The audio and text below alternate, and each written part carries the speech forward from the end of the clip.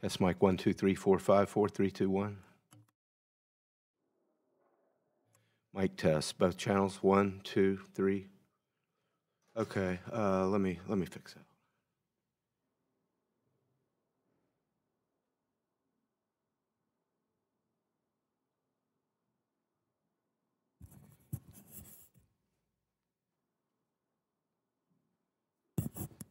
Oh, I see. It's because it's line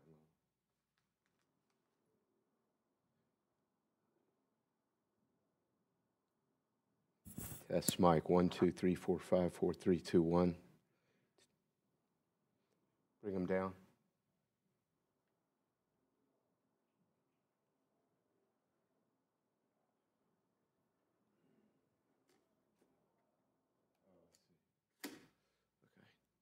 Okay. Test mic 1, 2, 3, 4, 5, 4, 3. Thank you.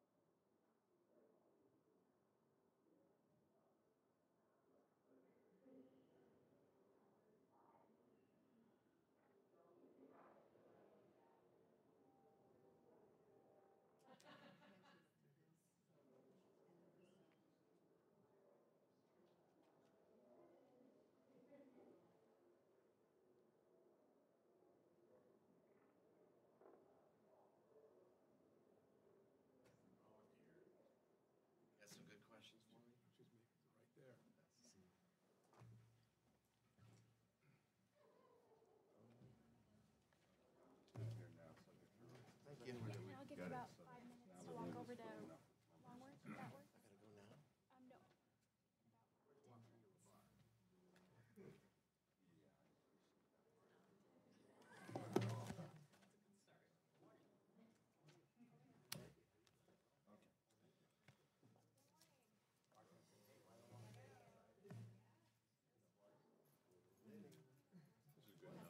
I gotta go now?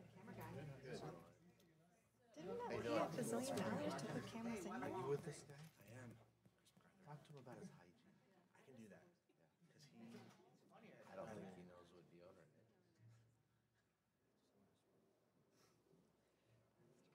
Hey, next time you need question help, we were just like in a big meeting, so I'm trying to close just call us a little sooner. Oh, yeah. I really tried calling you at the bigger office, like, but it was like 8:30. We were still there, but no one picked up.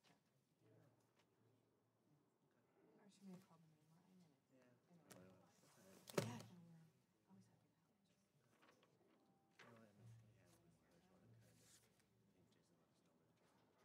But yeah, no, we're always happy to help. Okay, yeah. Come on in, sit on our couch, make yourself comfy. We'll be happy to talk through all sorts of things with you. Yeah, definitely gonna do that. Okay, good. Good, good. We'll take this awesome chair on the end, which will probably tilt you forward and onto the ground. Okay, so just a couple rules about here. Rules about here is mostly dealing with press.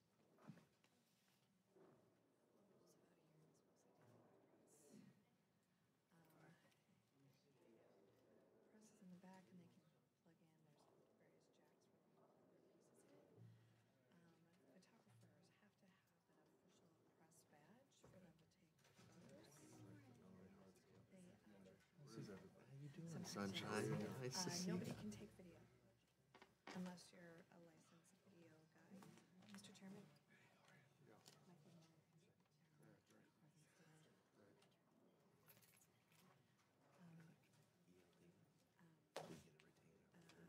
Anybody's disruptive, you really staff can take still pictures of their guy. But That's they a big cannot deal. do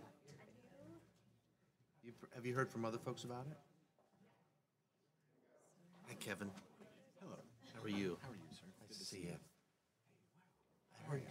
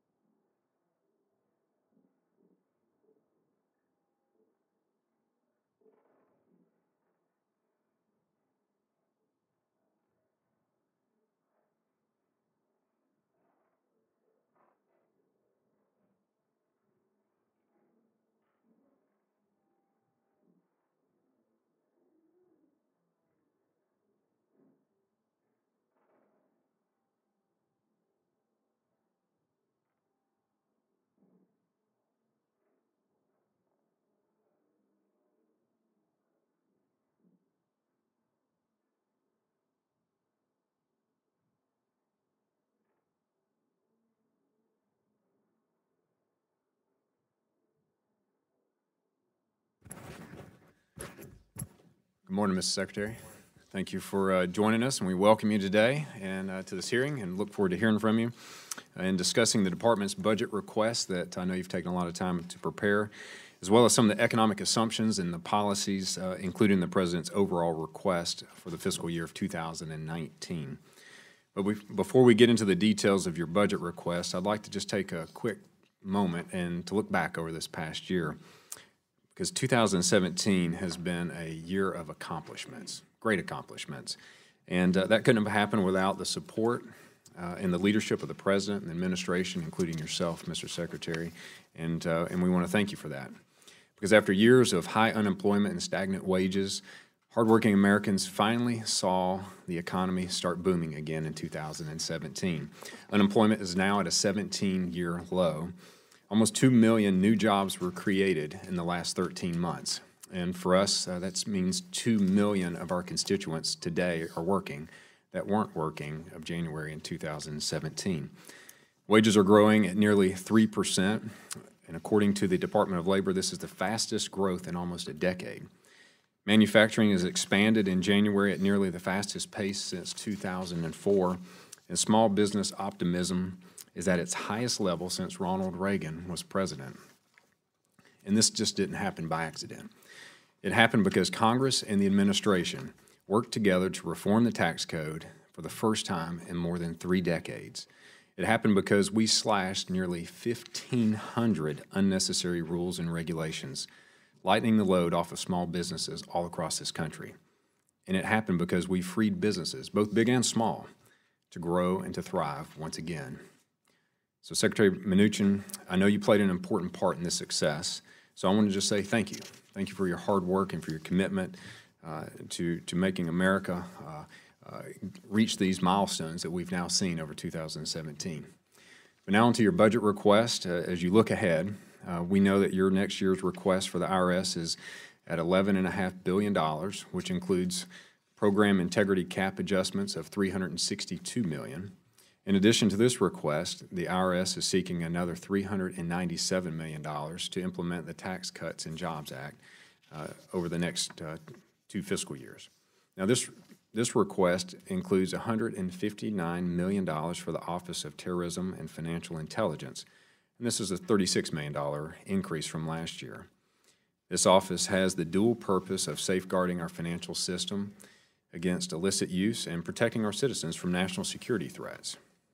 And today there is no problem more urgent than the serious threat posed by North Korea. Treasury's budget is proposed at $15 million in 2019. It's proposing $15 million in 2019 to isolate North Korea's regime, in addition to the supplemental request of $15.5 million for 2018. Now, this funding will allow Treasury to hire additional intelligence analysts and maximize economic pressure against North Korea and its enablers. So we'll look forward to hearing more about that as you give your testimony later. Now, the Secretary's budget today also proposes $17.5 million to support a terrorism financing targeting center in Saudi Arabia, which is a collaboration with 6 Gulf Cooperation Council countries, counters the financing of terrorism. This funding is in addition to the $9.5 million request in this year's supplemental. Now, I'm curious to learn how Treasury plans to use this funding and carry out these initiatives, and I know you have a plan for that, and we'd like to hear that today. Another important topic to me and this administration is cybersecurity. Your budget includes $25 million for Treasury-wide cybersecurity investments. This account was established in our most recent government funding bill to strengthen Treasury's cybersecurity posture and to mitigate threats to the U.S. financial infrastructure. Cybersecurity is a critical importance to our national security, and I hope to hear from you today, Mr. Secretary, on how the Treasury is going to use these resources that were recently provided to protect against and to respond quickly to some of the cyber threats that you see and we face as a nation. But before wrapping up my opening remarks here, I want to take a moment to commend the Senate Banking Committee and their chairman, Mike Crapo, for his bipartisan efforts to move the Economic Growth, Regulatory Relief, and Consumer Protection Act, which is a major regulatory reform bill. And as you know, our Financial Service Appropriations Bill last year includes many of these similar provisions that the Senate is now moving through their body. So I'm curious to hear your thoughts on the Senate package and how that compares to what we've passed as a committee as well, and for your thoughts on its potential for a final passage. And should we include some of those provisions in our 2018 final bill here that we're working through the House? So Secretary Mnuchin, thank you again. Thank you for your good work over the last year. Thank you for joining us today and taking time to share with us about your budget request. And we'll all look forward to hearing from your testimony in a moment. And now let me turn to my ranking member here, Mr. Quigley from Illinois, for any opening remarks he may have. Thank you, Mr. Chairman. I look forward to working with you over the upcoming FY19 appropriation season and anticipate additional spirited discussions as we begin our hearings. I'd also like to welcome the Treasury Secretary back to our committee. As I've said in the past, the vital role that the Treasury Department plays in both the domestic and global economy cannot be overstated. Not only do you and your department oversee the federal government's ability to collect trillions in revenue and finance government operations, but you are also charged with investigating and protecting our financial system from the illicit and criminal activities, as well as carrying out sanctions used to deter hostile actions from foreign actors. But again, this year, the Treasury budget requests before us would slash various programs that will make us less effective, less efficient, and more vulnerable to outside risk. After almost a decade of cuts nearing $1 billion, leading to a loss of more than 17,000 employees, the IRS would suffer a $100 million reduction in this request. In order to meet this new funding level, the IRS would need to reduce staffing further by 6,000. These cutbacks would come from critical areas such as taxpayer services enforcement. It is hard to imagine why this administration would want to weaken the IRS and give taxpayers less resources right after passing a complex tax bill. After strong bipartisan support from Congress, I was also deeply troubled by the administration's refusal to back off its request to eliminate the Community Development Financial Institution Fund. CDFIs play a vital role in spurring both economic growth and revitalization in our most underserved and neglected communities. There are numerous other cuts to the department that are harmful as well, including questionable reductions to cybersecurity enhancement at a time when hacking and identity theft are at an all-time high, and a premature 57% cut to the Special Inspector General for TARP, which is still charged with auditing the $38 billion in open TARP programs that will last until 2023. But I also want to quickly highlight one area in particular that I found concerning. Under the Terrorism from Financial Intelligence Program, only 4 additional employees are budgeted for Russia-related sanction activities. That compares to 69 additional employees budgeted for North Korean activities. While I strongly agree that we must take seriously the North Korean threat to our national security and provide TFI with the necessary tools to counter North Korean aggression, when placed side by side with the request for Russian activities, the obvious lack of urgency is quite stark. Taken together with other actions or lack thereof from the Treasury Department on the Russian threat, it shows an administration that does not prioritize the security of our elections or punishing those who wish to harm our democracy. I look forward to discussing these and other issues with you today. Thank you, Mr. Chairman. Thank you, Mr. Quigley. And now I'd like to take the opportunity to recognize the Chairman of the full committee, Mr. Frelinghuysen, with any opening remarks, and thank you for your great service. And this may be your last time visiting with Mr. Mnuchin in a committee hearing. Perhaps in the hearing, but perhaps in another venue as well. That's great. Thank you, Mr. Chairman, for the time. I also want to thank Secretary Mnuchin for appearing before your committee again. We look forward to your testimony and hearing your frank and candid views on a wide number of issues. As I say at every hearing, the power of the purse lies in this building. It's the constitutional duty of Congress to make spending decisions on the dollars you collect on behalf of the people we represent at home. We try to do our best in that regard. We intend to adequately fund important programs, including yours, while working to reduce and eliminate waste and duplication. With these priorities in mind, the committee and the full House of Representatives passed the fiscal year 18 Financial Services and General Government Appropriations Bill last September. We continue to work with the Senate, our Senate colleagues, to finish those bills and to send a bill to the President for his signature. And I look forward, while she's not here, to continuing my work with our ranking member, Ms. Lowy, and certainly with Mr. Quigley, to rapidly move the fiscal year 2019 appropriations bill forward as well. I have long held, and I believe it is even more important now than ever before, we cannot take a step back from our responsibilities on the world stage. Like the chairman, I was pleased to read in your request a proposed increase in funding for the Department of Terrorism and Financial Intelligence and their activities to protect the U.S. in international financial systems, along with countering networks to support terrorists and rogue regimes. As we face increased threats from North Korea, Russia, Iran, and Russia, it is imperative we have the tools to respond to their aggression with the maximum economic pressure. As you well know, Mr. Secretary, the United States and our allies around the globe are facing constant pressure from China and its expanding sphere of influence. While I note your department's recent action against a Chinese bank facilitating North Korean money laundering and sanctions evasion, I'd like to hear, and I think all of us would this morning, how the department is positioned to respond to China's every attempt to subvert and weaken our financial system.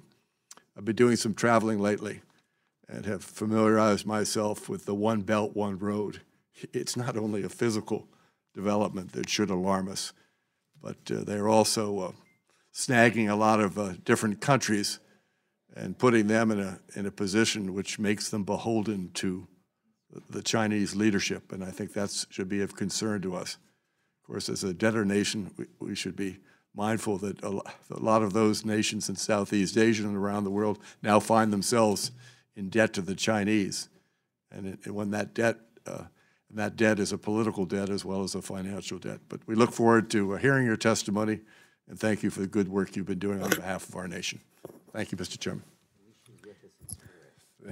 Thank you, Mr. Chairman, and thanks for your leadership in getting this bill and all 11 others through the House last year. And hearing your call, we're glad to have with us ranking member of the full committee, Ms. Lowy, with us. Recognize you for any opening remarks you may have. Thank you, Mr. Chairman.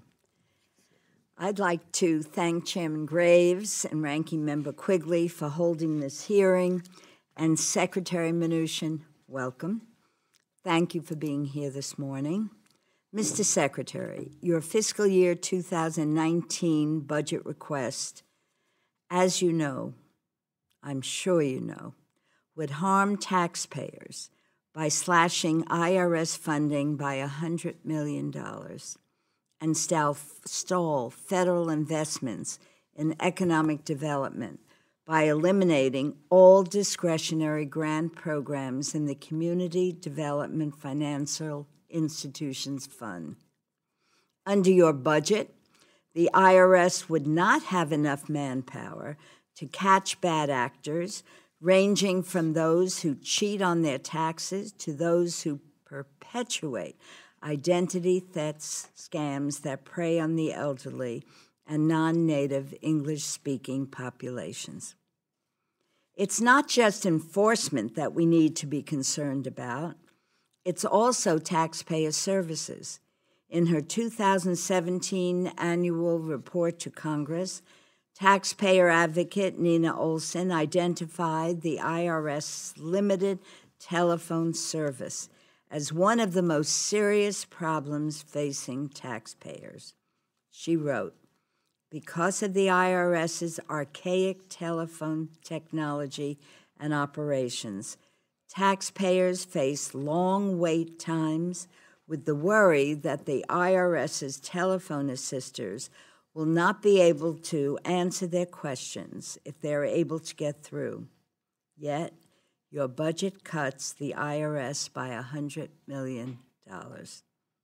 This is all the more important as the Republican tax scam, which was rushed into law last year, that has created a great deal of confusion. Taxpayers are turning to the IRS for clarity and just not getting it. This has been a particular issue in high cost of living areas like New York.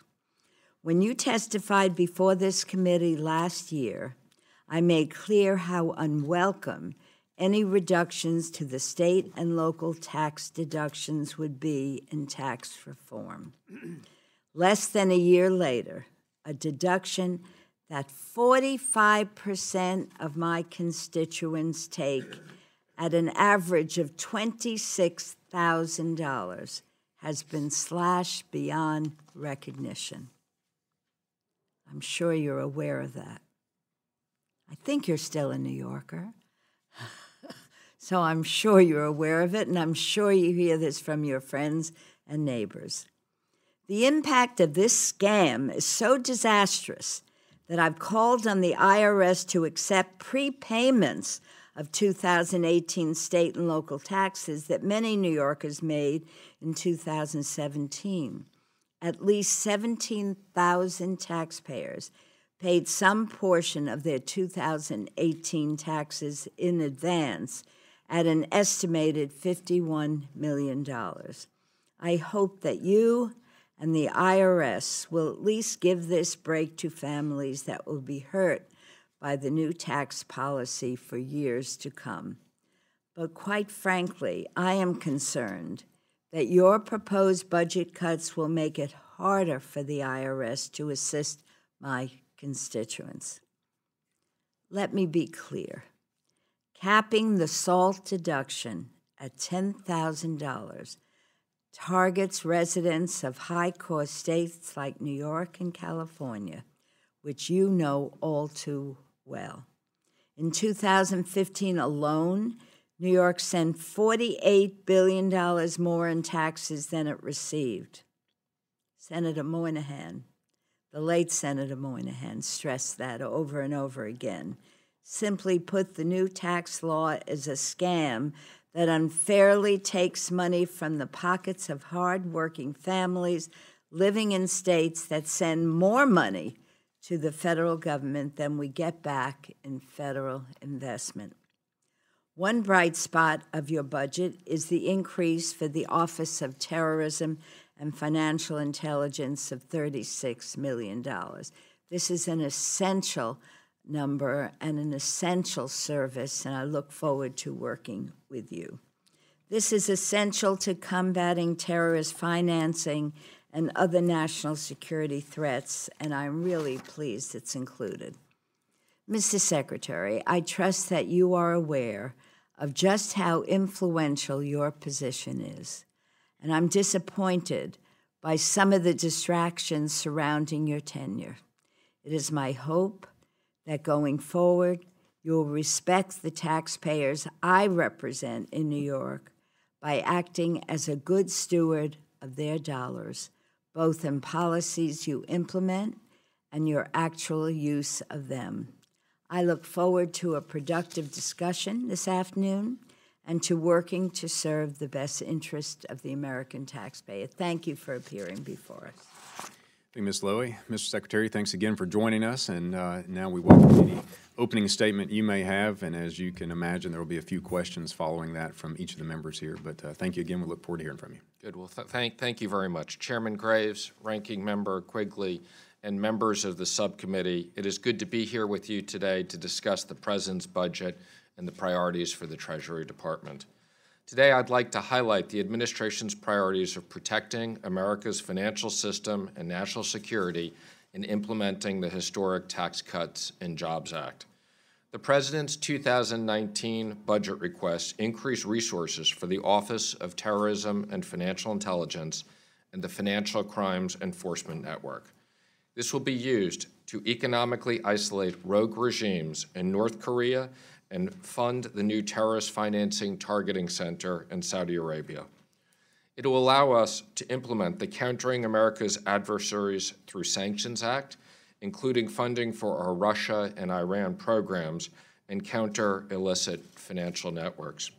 We are aggressively targeting terrorist organizations, transnational crime organizations, proliferators of weapons of mass destruction, and other threats.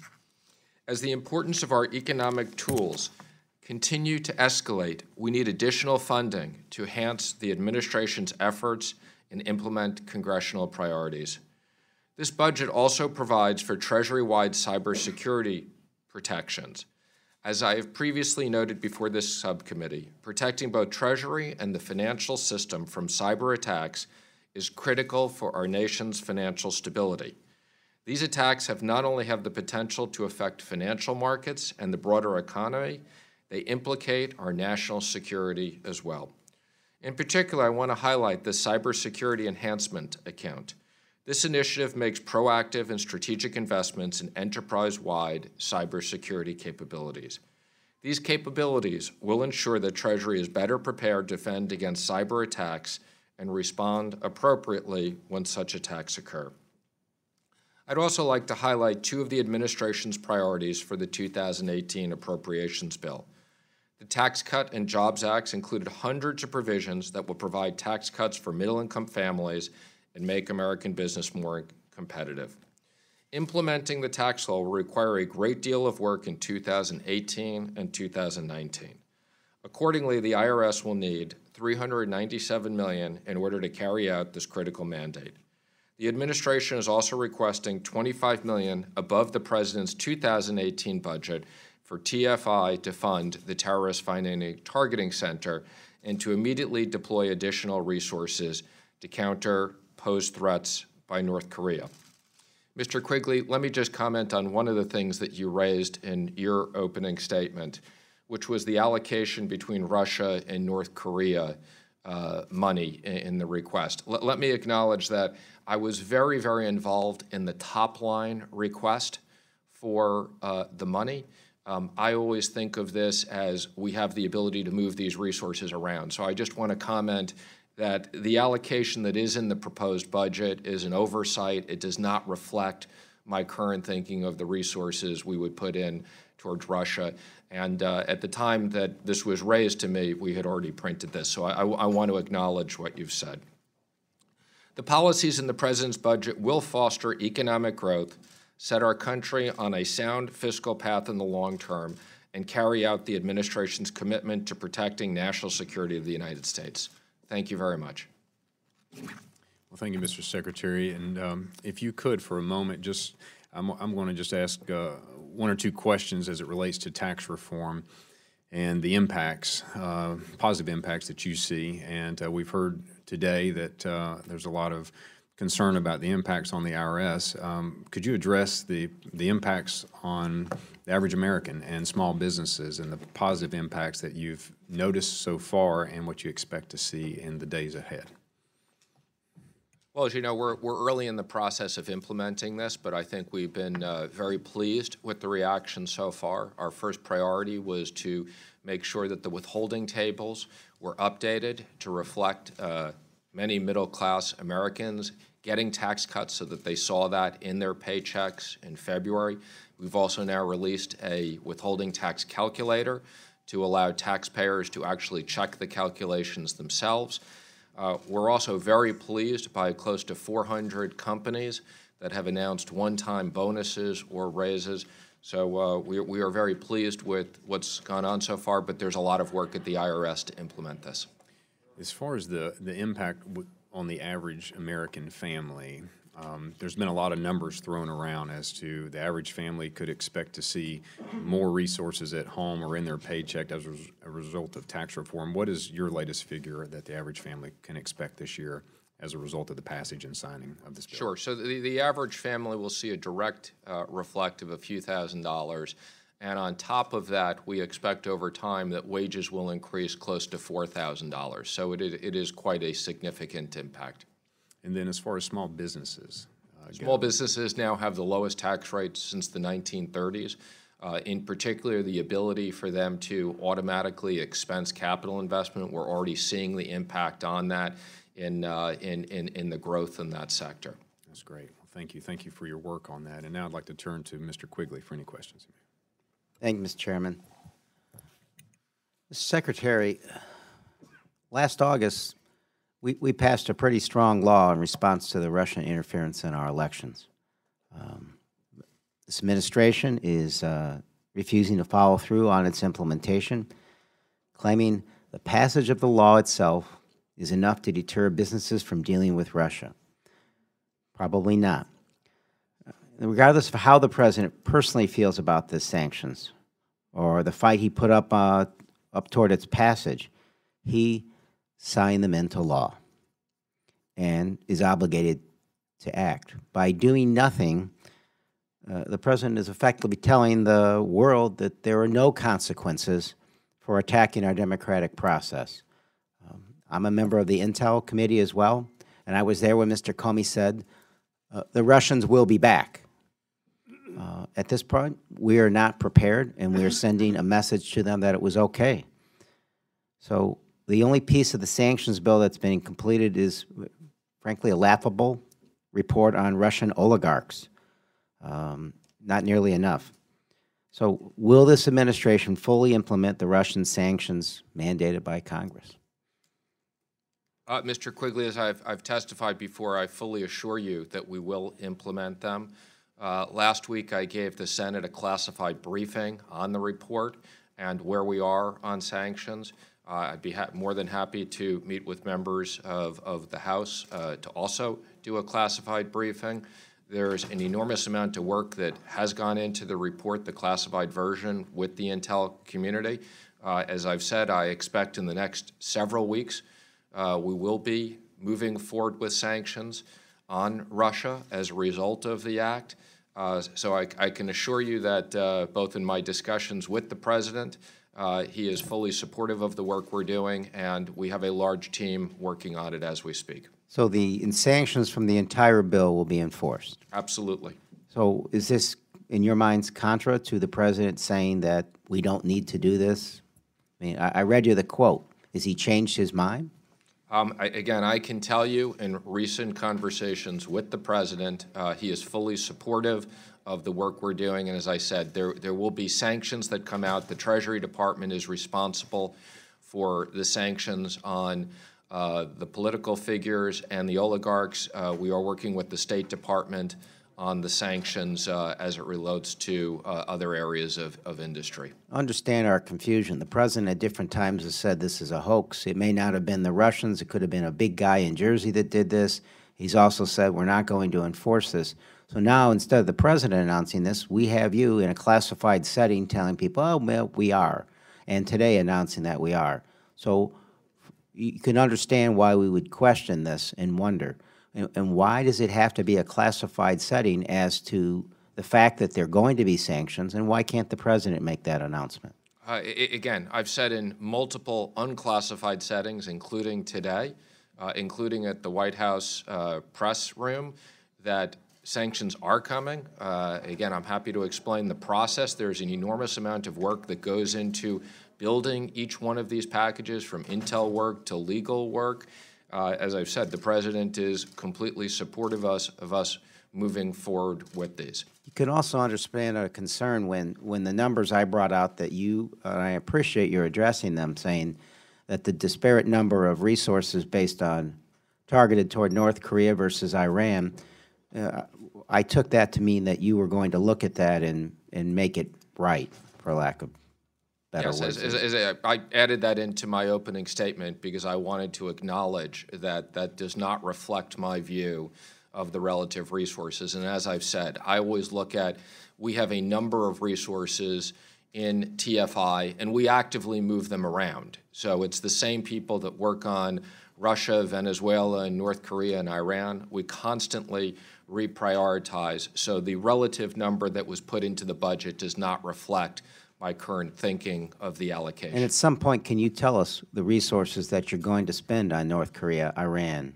Russia, Venezuela, and all the other countries that we're concerned about? Well, again, Russia and previous sanctions as it relates to Ukraine. Again, we had a very large amount of sanctions on Russia that we did last year. that we did under our Ukrainian authorities. We will continue to use those authorities as well as the new authorities. And again, I can assure you the reason why we want more resources at TFI is because we firmly believe, and the President believes, that sanctions do work. We've seen this in North Korea. There's no question in my mind. Part of the reason, a big part of the reason why they're coming to the table now and talking about negotiating is because our sanctions have had significant economic impact on their economy. And I appreciate this dialogue, and Mr. Chairman, I look forward to perhaps having a discussion where we can go into more details, because I went to Cyprus for a reason. There's a reason the Russians are laundering money there, and if folks can launder money and get around our futile efforts and lack of resources to look at it, it is not just what the Russians did. It's the real threat from Iran, from North Korea, as you know, counterterrorism, because if they can get around sanctions by money laundering, we are much, much less safe. I agree with you, Mr. Quigley. Mr. Yoder and then Mr. Cartwright.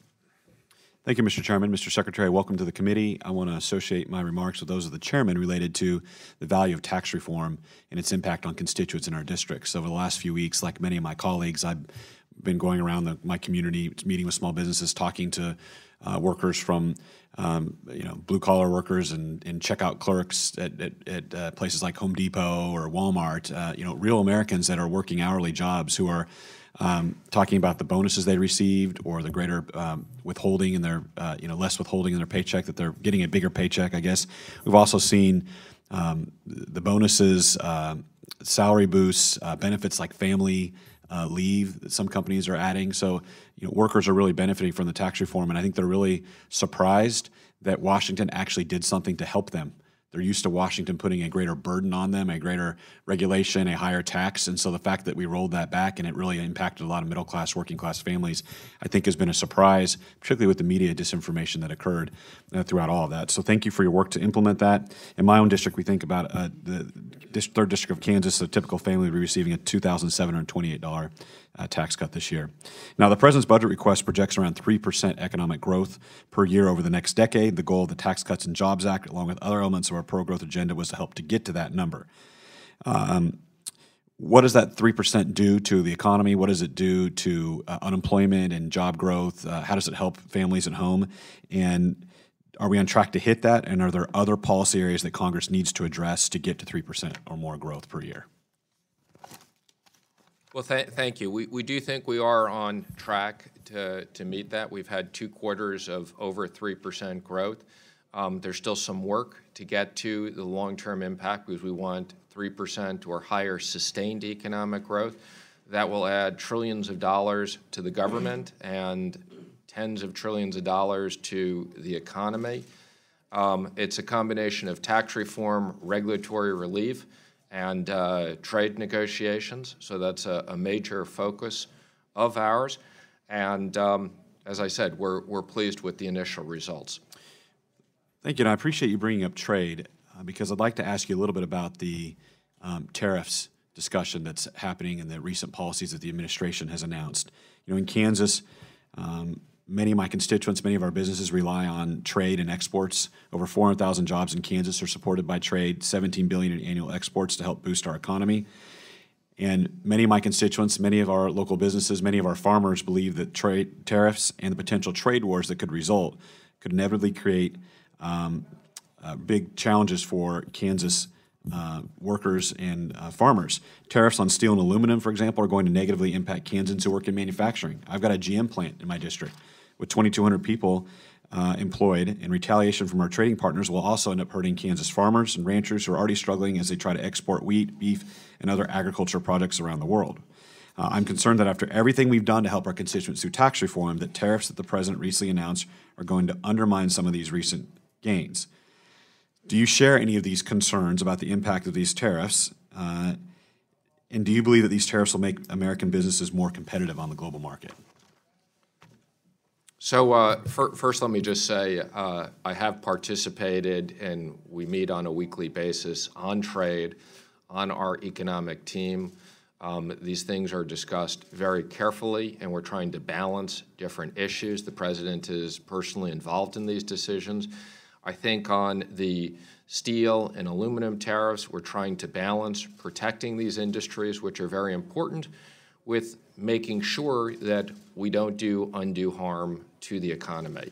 So as the President just announced, Canada is a very significant partner that buys steel and sells steel. To the extent that we're successful in renegotiating NAFTA, those tariffs won't apply to Mexico and Canada. But we look forward to the President releasing the specific details and working with other people. We're not looking to get into trade wars. We are looking to make sure that U.S. companies can compete fairly around the world. Well, and that brings to mind the separate trade dispute over Chinese washing machines and solar panels. We're already seeing retaliation on our sorghum producers in Kansas. Kansas sorghum or milo farmers produce over half of the U.S.'s sorghum supply.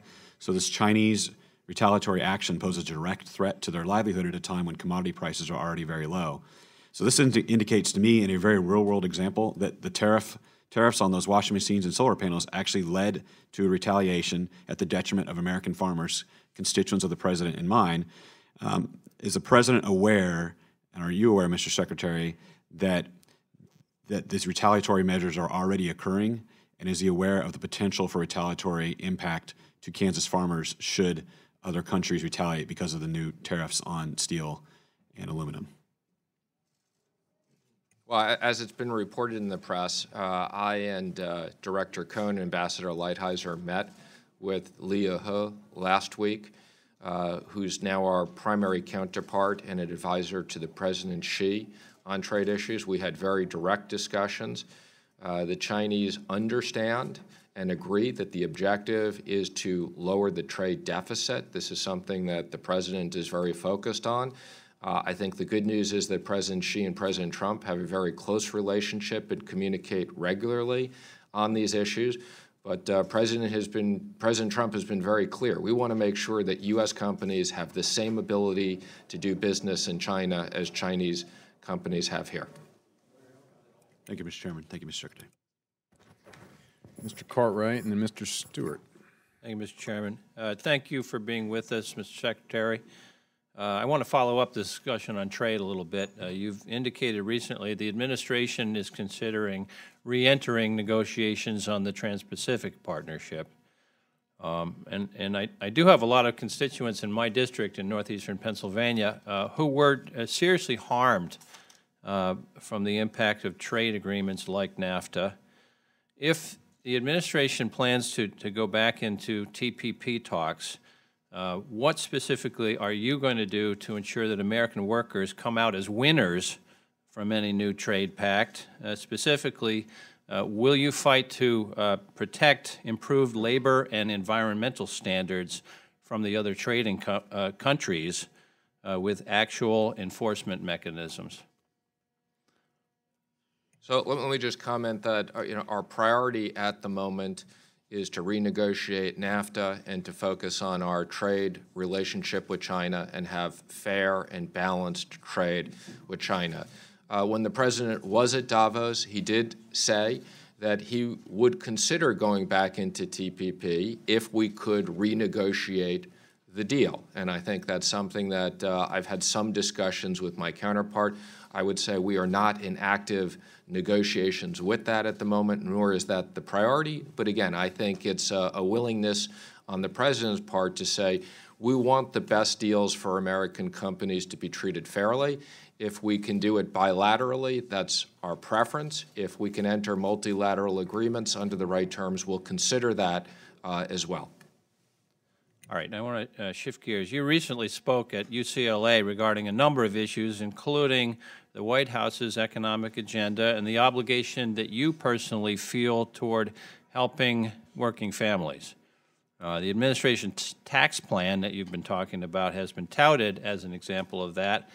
As we are seeing that tax plan take effect, and you talked about it earlier, it appears that only a small percentage of the $150 billion tax windfall is going to workers, while the majority is going to shareholders. In fact, you mentioned that you cited 400 companies that have announced one-time bonuses or raises.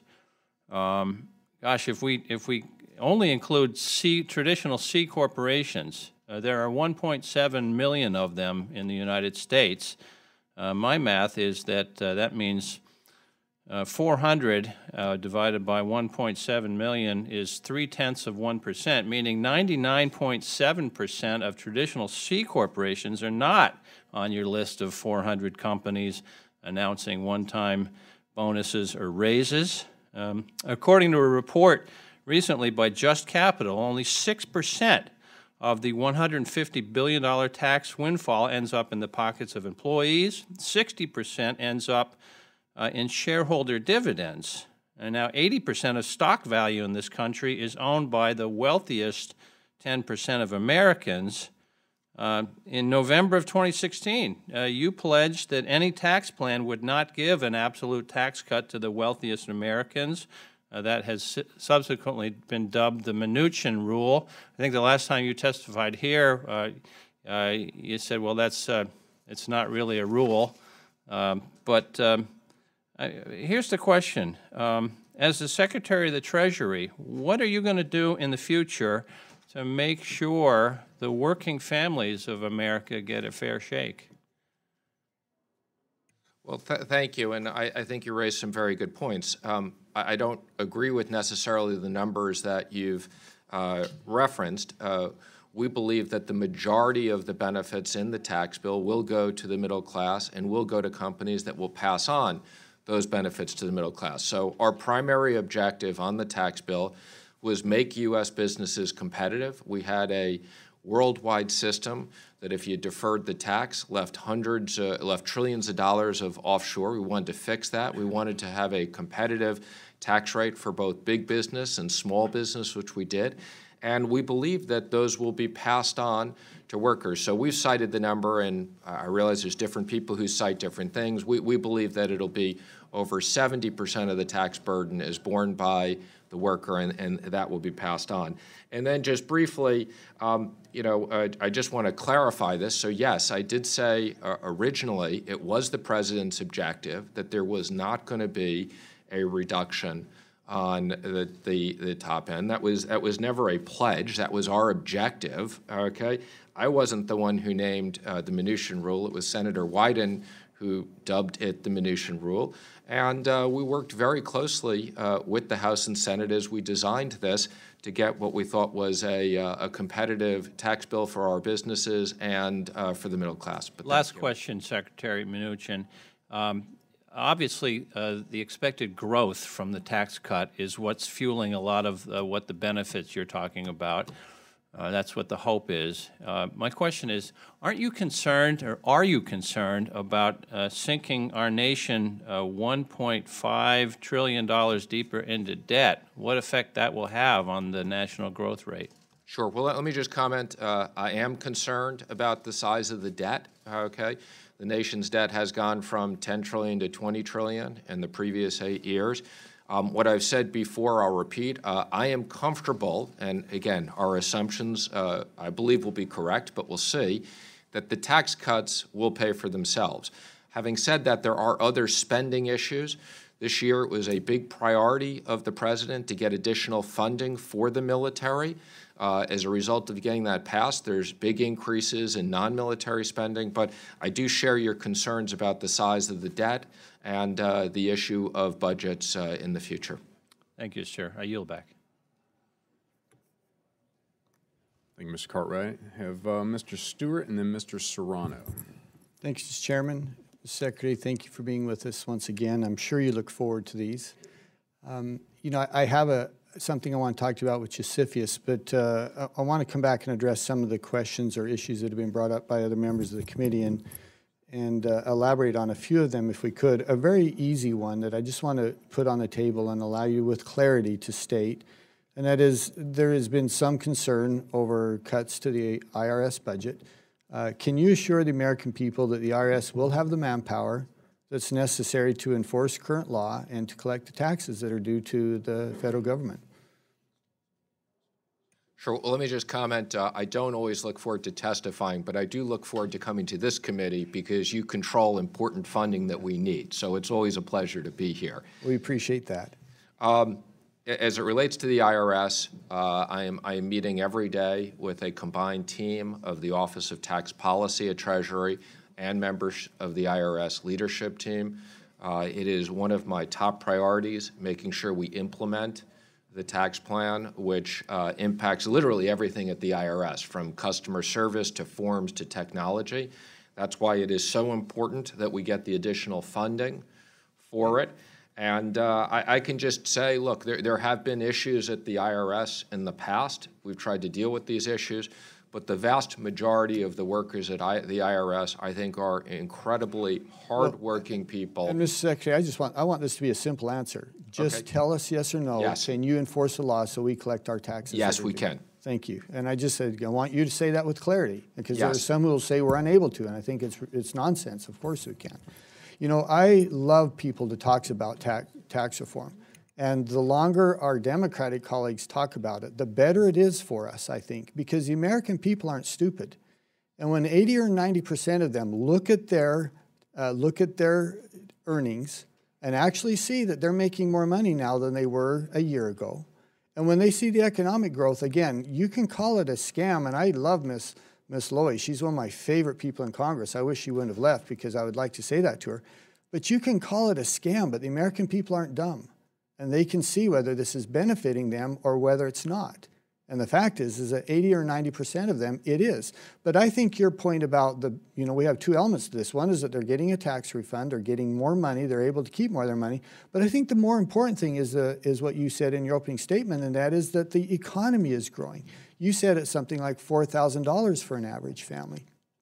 Can you very quickly help connect the dots for members of this committee and other Americans why this tax reform leads to economic growth? And then I'm going to ask my second question, because I want you to try and divide this up in the 2 minutes we have left.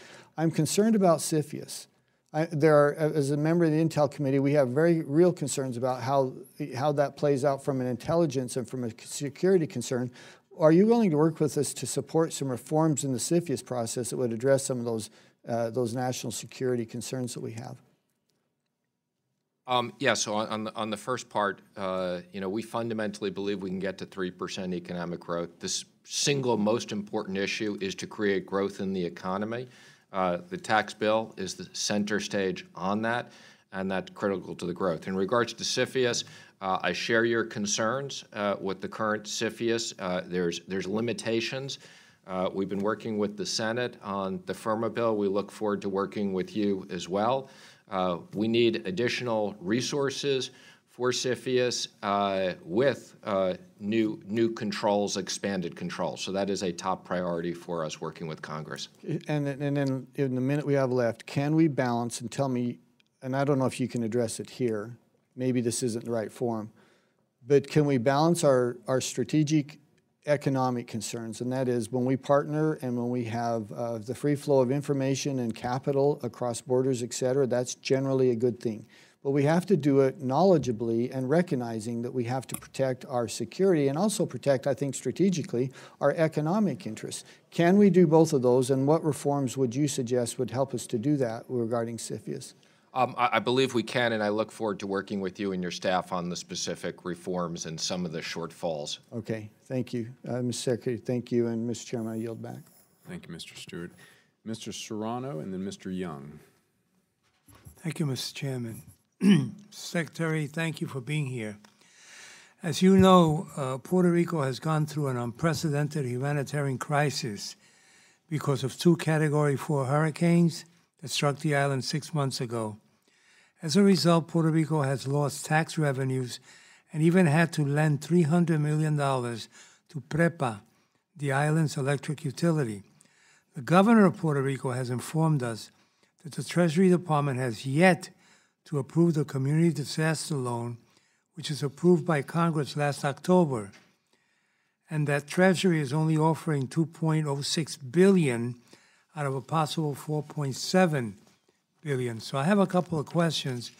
My first one is, mindful that the 78 municipalities are submitting separate CDL applications, why is Treasury only offering a fraction of the amount approved by Congress, and why has Treasury taken so long in approving the CDL loan?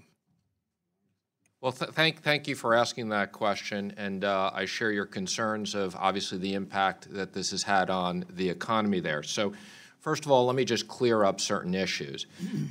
Within the overall bill, there was money that can be allocated to Puerto Rico. There's not the entire bill was allocated to Puerto Rico. So that's number one. There are restrictions as to what can be allocated. Number two, which has been misreported in the press, we have given the governor and the committee a term sheet. So we are prepared to move forward with documents. We've been doing that. We have documents in front of them. They're asking for certain things, but we stand ready to lend them the money. We're also monitoring their cash balances on a weekly basis. And as part of my commitment to this, I'm actually going to stop in Puerto Rico on the way back from the G20 finance ministers meeting to see the damage and make sure that the money is getting there quickly. So we are working with them, and I can assure you we have a team at Treasury that stands ready to lend them money right away. We are not holding this up. Now, what is the main holdup, though? I mean, it is being held up. You're saying you're not holding it up. Again, I'd be happy to sit down with your staff and talk about this privately, okay? There are things that they're asking for more, but I don't want to go into what the negotiation here is in this setting, but I can tell you there are documents that are in front of them that we are ready to lend, A, and B, we are monitoring their cash flows to make sure that they have the necessary funds. Well, I hope we can get that money flowing as soon as possible, and that feel free to share with us when you wish what the problems may be, because maybe we can be helpful with you. Thank you. And, with the government on the island. Most CDL loans have historically been forgiven by the federal government. Why is Treasury more concerned with imposing stringent terms on the loan than in forgiving CDL debt, something that is very concerning in light of Puerto Rico's precarious financial situation?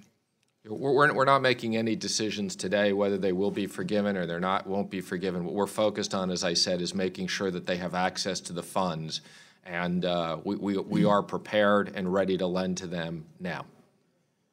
So you're prepared to lend to them now, and you will make at a later date the decision whether these loans will be forgiven or not? I mean, this is historically something that's been done. This wouldn't be something that you would be called out for in the press or anywhere for doing. It's been done before, often. Again, we're happy to follow up with you and your staff and talk through the specifics of that and get your views. Okay, there seems to be a lot of, I wouldn't call it secrecy, but a lot of things you can't say in public about the dealings of Treasury with Puerto Rico. I hope that secrecy or inability to say these things in public does not continue to hold up the funds. There's no secrecy. What I'm being very clear on, and let me be perfectly clear, we have documents in front of them that we are prepared to lend. I think it would be inappropriate in this forum. There are changes that they want to these documents. I think it would be inappropriate for me to go through that level of detail. There's no secrets. Again, we're ready to fund to them now. There are things that they're asking for that is holding this up. But let me assure you, we're monitoring their cash balances. And as I said to you, as a function of the importance of this, I'm actually stopping in Puerto Rico on the way back from my trip to the G20. So in 2 seconds, the headline for today's meeting and my questioning is you're ready to lend now. Absolutely. Money's ready. Thank you. Thank you, Mr. Serrano. Mr. Young has stepped out for a moment, so we'll go to Mr. Molinar and then Mr. Amade. Thank you, Mr. Chairman, and good morning, Mr. Secretary. Thanks for joining us today for your testimony. My guest for the State of the Union was a gentleman from Clare, Michigan, Mr. Greg Reinerson, and I believe you had the chance to meet him before the speech that night.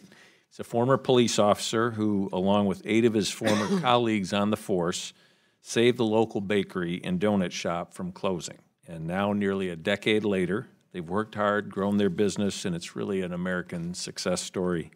They're excited about tax reform. They say it's going to help their business. They recently announced plans to open a new store in our state, And another company in my district, a printing company with 2 locations, announced bonuses are being paid to their employees' retirement accounts. And so all of this, as you would agree, is good news: higher wages, bonuses, better benefits, helping the hardworking people in our state keep more of their hard-earned money, and that's always a good thing. I want to compliment you because Treasury turned around very quickly the implementation of the withholding rate that passed as part of tax reform. And your budget asked for $397 million to help implement this new law. And I'm wondering how much of it will go towards improving better service for those who need help from the IRS, for example, hiring employees to answer phone calls of concerned constituents. And I'm sure you're already getting calls already, but how much of it will go towards improved service in that way? Sure, thank you. So first of all, that request is a 2-year request, but that is money we need ASAP to implement this. A lot of it will go to service, some of it directly, where we'll hire more people to answer the phones, particularly during the peak of tax filing system.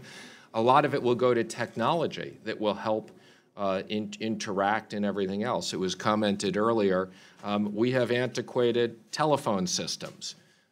We want to modernize the technology so we can provide better customer service. We need to update all the forms to reflect the simpler ability to file. So there is a lot of this money will help directly and indirectly. That's a major focus of ours. Great, thank you. And if I could shift gears a minute and talk about the question of sanctions that we've been discussing. Your department is asking for increased funding for the implementation of sanctions on hostile nations, including Russia, North Korea, and Iran. And I'm pleased to hear that you are implementing those sanctions and want to encourage you to move swiftly and decisively, because I agree with you. I do think those sanctions in the case of North Korea, as you mentioned, are bringing them to the table and have been effective. Your department's monitoring financial transactions all over the world and has the incredible task of identifying and dismantling threats to our country's financial system, including cyber attacks.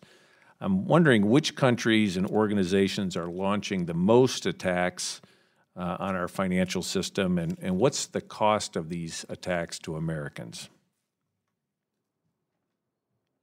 So again, let me just first comment on the sanctions. We just released 2 weeks ago the largest package of sanctions that we've ever had on North Korea. So as you know, North Korea has been our #1 priority. We're now reallocating a bunch of these resources for Russia sanctions, which are going to come out very shortly. On cyber and on the banks, again, we're constantly taking in lots of information from the banks, big data dumps to look at illicit activity. In regards to cyber, I'm not comfortable mentioning which countries specifically, but I'm pretty sure you know the highlighted ones, and we're very focused on this. And do you need increased funding to prevent these attacks? Is that something we're going to see more of in the future? It is. Okay. And then another question I had is, how can we improve information sharing with Department of State and other agencies to make sure sanctions are imposed effectively? It seems that there are a number of departments, agencies involved in this process, and what can we do to improve the communication there? I actually think that works very well. I'd say, first of all, through the NSC, we meet on a regular basis, multi-times a week. We're in communication. Any of our sanctions do go through, even whether we're doing them or not, they do go through what we call an interagency clearing process of both getting the intel declassified and then seeking consent of state and others. So I think this process is working very well, both through the NSC coordinated process as well as direct conversations between myself, Secretary Tillerson, and our staff. And I also have regular meetings with Director Pompeo and other members of the national security intel areas, because we couldn't do our work without what they do. Thank you very much. Well, Mr. Amodei, then Mr. Young, and then if there are additional questions, we'll alternate between both sides based on seniority down the dais here. Mr. Amodei. Thanks, Mr. Chairman. Good morning. Real quick, first, CFPB. I had seen in some of your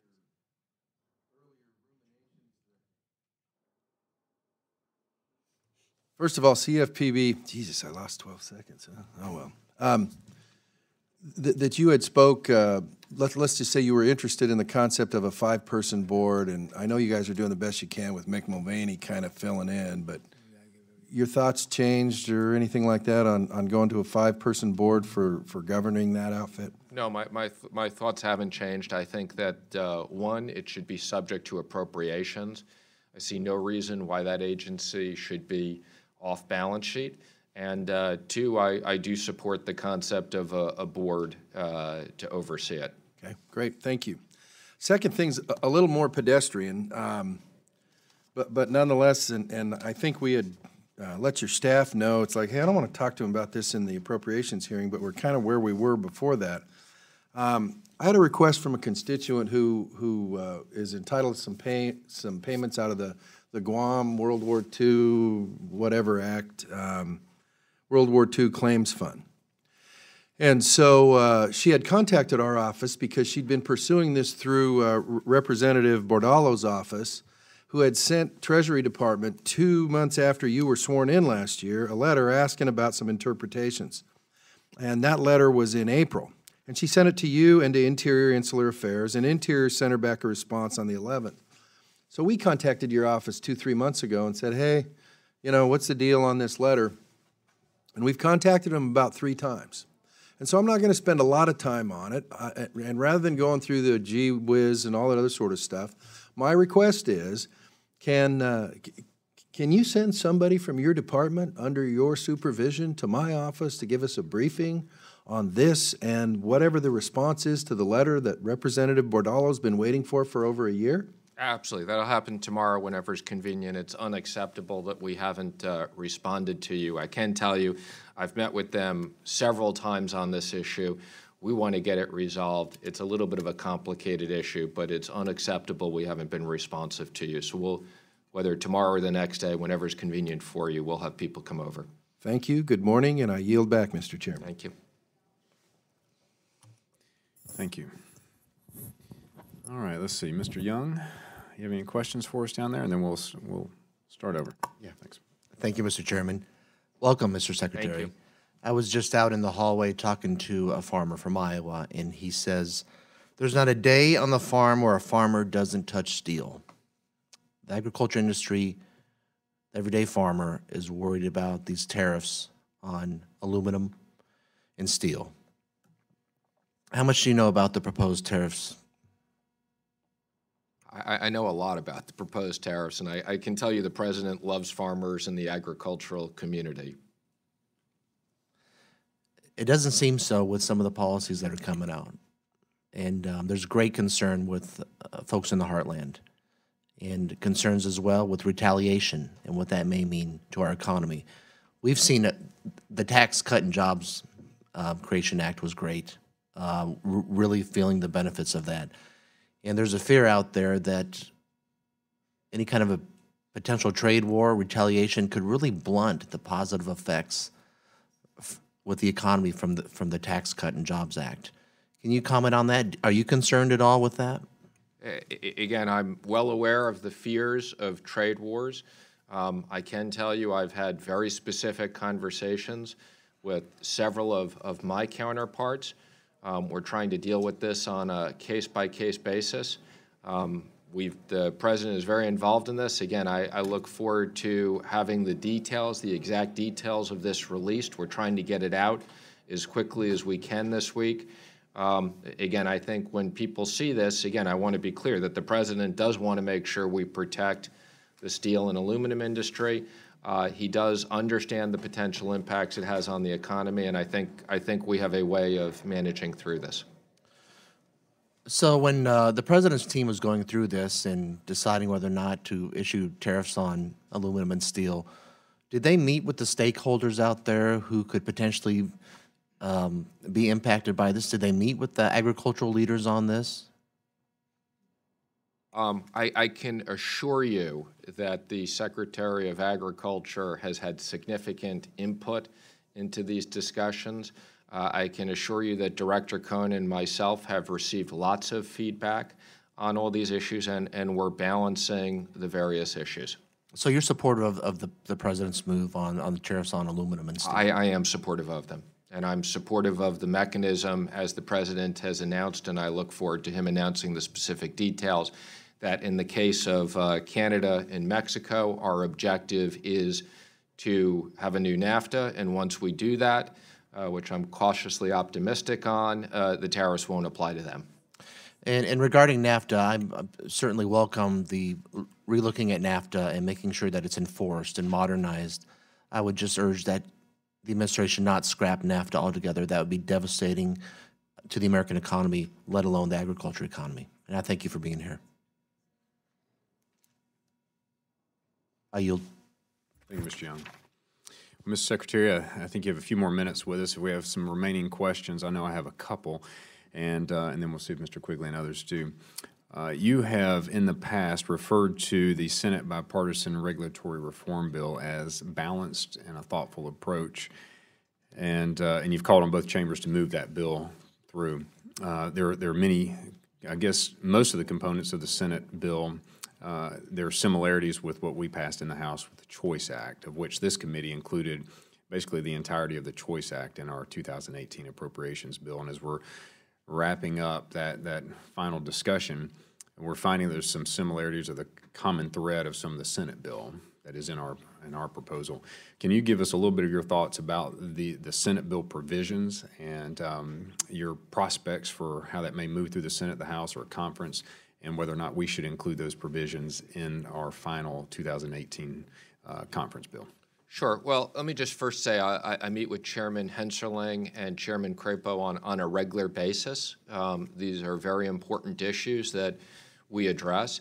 I'm very pleased that things are moving forward in the Senate. I think this is very important legislation that strikes the right balance, particularly as it relates to community banks and regional banks and making sure that they can grow. One of the big issues we have is that the top 8 banks are too big. We need to make sure that community and regional banks can grow. They know how to lend. And I look forward to working with the members of the committee in the House as this moves forward. Are those provisions you would like to see in our 2018 conference bill? Because we've currently included those provisions and more, and much more. And I think Chairman Hensarling and myself and others would like to see a more robust package, understanding where the Senate is. But there's a thought that maybe some of those should be included in our financial services appropriations bill as well, including CFPB, as you referenced earlier. Look, you know my views on CFPB. I look forward to working with the House and the Senate on these issues. I think the most important issue is that we do get a bipartisan bill passed, that we need these changes and we need it to help the economy and our banks. Okay, thank you. And then as it relates to the Terrorism Financing Targeting Center, you and I have had some good discussions about that. What is the administration's vision for this center? If you could just sort of describe that to us in a little bit more detail today. Sure. Well, this is one of my major priorities. I went to Saudi last summer to launch it. We have 3 buildings there that the Saudis have provided to us. We need to make sure we now have the appropriate staffing. One of the buildings is designed specifically for us. We need to build out our necessary intelligence capabilities. One building is a shared building where everybody can come and work together, and then another building is for the Gulf countries.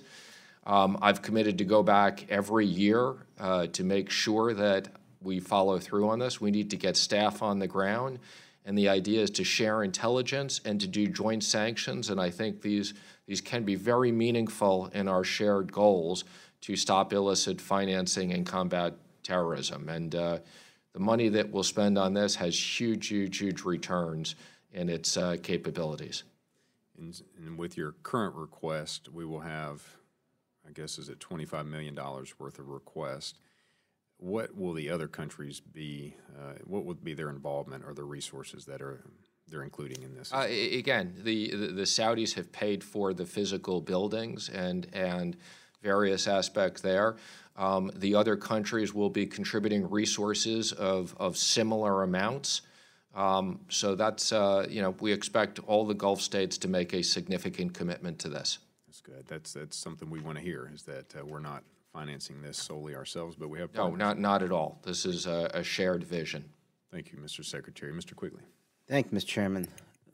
Mr. Secretary, I just want to make sure we understand your commitment to come back to the committee with the details of how you're intending to use resources to enforce the sanctions that we spoke of earlier.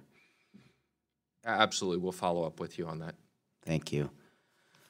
We're talking about the tax bill. Let me just throw out a few numbers and get your reaction.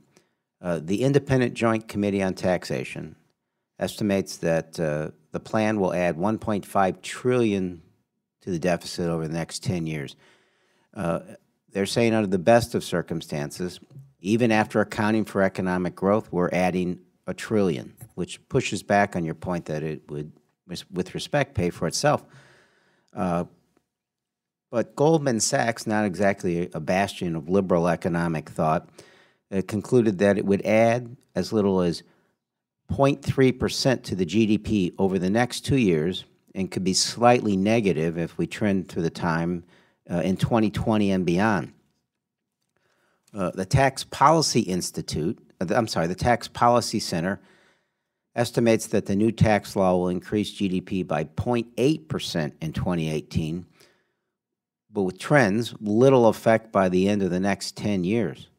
So we're talking about a manufactured extraordinary addition to the debt crisis with over time, extraordinarily little results to counter that. Your reaction to these pretty conservative institutions? Look, I mean, first, let me just say I respect different people have different views, and the numbers will be clear. I think we're beginning to see the numbers, but this is all about economic growth. Again, bills scored to $1.5 trillion static, $500 billion of differences between baseline and policy. Kind of, we look at it as a $1 trillion issue. That's about 30 basis points of growth is the break even. So we think there'll be close to 90 basis points of growth, but there's about 30 or 35 basis points of growth. And although certain things I agree with Goldman Sachs on, their research is not one of them. I pass this on. Thank you, Mr. Chairman. Thank you. I'm going to ask a question or two on behalf of my colleagues who have stepped out a second. On cybersecurity, given a lot of the national security threats and implications that we've already discussed in the financial sector, a lot of cost associated with that. Can you help us understand what Treasury is doing to establish and maintain cybersecurity standards across the industry? And then, as a former information officer yourself in the finance world, what is your impression of the cyber threats and in the private sector now that you're Treasury Secretary? You have a different vantage point today, obviously. Sure. Well, again, this is something I am spending a lot of time on, and it's something we need to continue to spend a lot of time on and take seriously, since these cyber threats will only increase, not decrease over time. Yesterday, I participated in a principals meeting that DHS led specifically on cyber. We have responsibility for the financial sector. It's something that we take very seriously. This is a function of both, it's a private-public partnership. The primary responsibility for the financial sector is obviously in private companies, but we're working with them very closely. We're sharing intelligence with them closely. And we're also working with the regulators very closely. So through my role on FSOC, I convene the regulators through FIBIC and other areas. We are very closely working with all the appropriate regulators and making sure we have a coordinated approach to cyber. Thank you. I understand it's very, very complicated. Mr. Serrano, do you have any further questions?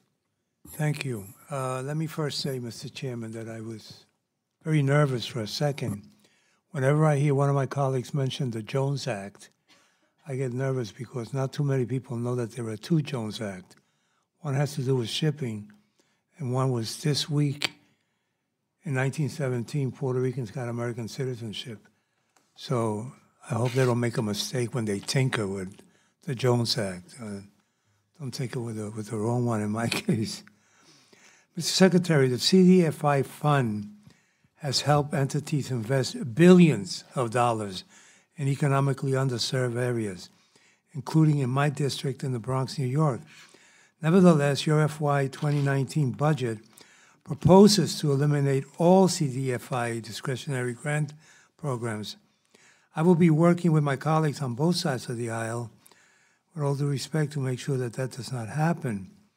However, since you propose to eliminate CDFI, how do you plan to cover the gap in providing affordable credit and investment capital to low-income communities and individuals?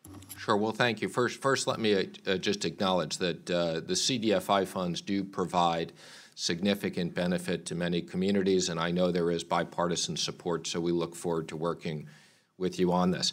The decision to eliminate the CDFI was just a difficult decision as we looked at spending priorities across the department and thinking that there are other mechanisms that we have and that there's private sector solutions. But having said that, if Congress decides that they want to fund that, we will dutifully do that, and we acknowledge there are significant benefits.